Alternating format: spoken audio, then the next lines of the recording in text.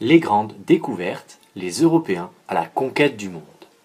Depuis le Moyen Âge, les marchands européens cherchent de nouvelles routes pour atteindre les Indes.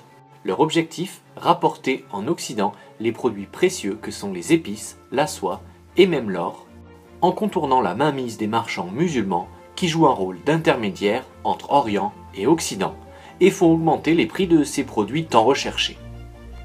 À la fin du XVe siècle, des explorateurs financés par les grandes puissances européennes se lancent dans de très grandes expéditions sur les mers. Ils sont alors motivés par l'appât du gain, mais aussi par l'aventure, la curiosité scientifique et le désir de convertir des populations au christianisme. Pour réaliser ces voyages sur des eaux mal connues, les explorateurs européens bénéficient de nombreuses innovations techniques. Grâce à un nouveau type de navire, la caravelle, et en utilisant le gouvernail d'étambot, les bateaux sont plus rapides et se manient plus facilement en haute mer. En utilisant des outils venus d'Occident mais aussi d'Orient et de Chine, tels que la boussole, l'astrolabe ou le portulan, ils peuvent se repérer en mer. Les Portugais sont les premiers à vouloir contourner l'Afrique par le sud pour atteindre les Indes. Grâce au soutien du roi du Portugal, ils s'avancent le long des côtes africaines. Bartolomeu Dias atteint en 1487 la pointe sud de l'Afrique et en 1498, Vasco de Gama parvient en Inde en passant par le cap de Bonne-Espérance.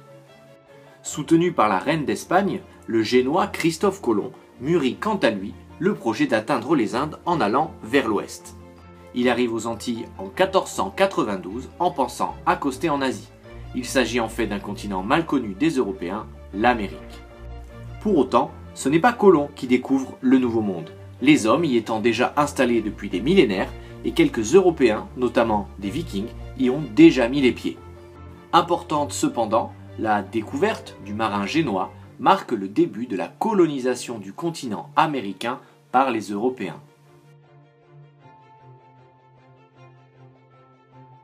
À l'aube de la multiplication des voyages d'exploration, les Espagnols et les Portugais s'entendent et se partagent le monde à découvrir.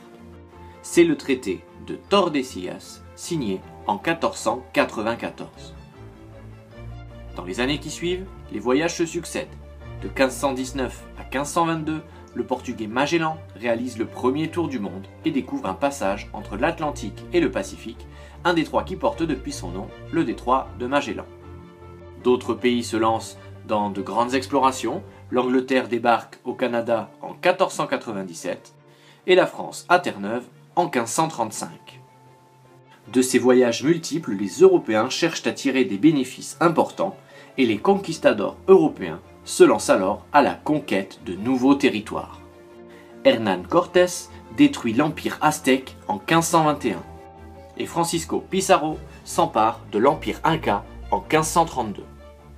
La conquête est rapide, brutale, sanglante, et les civilisations d'Amérique latine sont détruites par les nouvelles maladies venues d'Europe et par les armes.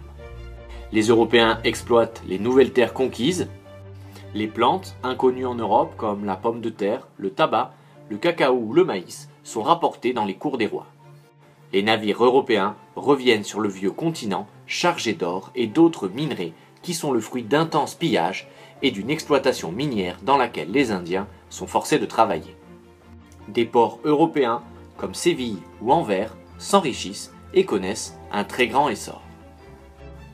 Au fil des années et des conquêtes, les Européens créent des comptoirs le long de la route des Indes et sur la côte du Brésil. Les Espagnols fondent quant à eux des colonies dans les anciens empires amérindiens. En moins d'un siècle, les Européens sont partis à la conquête des océans et du monde. Le champ des connaissances en géographie et botanique est totalement renouvelé, l'économie et les sociétés européennes bouleversées.